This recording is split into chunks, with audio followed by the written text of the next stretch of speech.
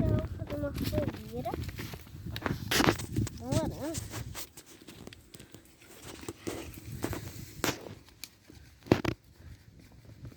Oi, amigo. Tá fazendo o que aí? Vou fazer E por que você tá esfregando esses dois pauzinhos? passar o pó do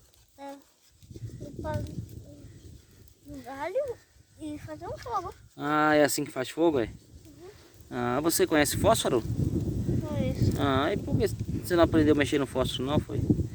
Ah. Eu vou lá apresentar, viu? Esse aí quem fazia aí, antigamente era os... Quem esfrega? Índios. É, os cowboys, né? É os índios. Os índios que faziam isso? Uhum. E acendia mesmo? Ah, demora muito, é. Mas não é assim que esfrega não, é assim, ó. É. Olha, já vi sair faísca aí, ó. Você viu? Na hora que você esfregou, na hora que você esfregou, eu vi sair uma faísca de fogo. Muito rápido.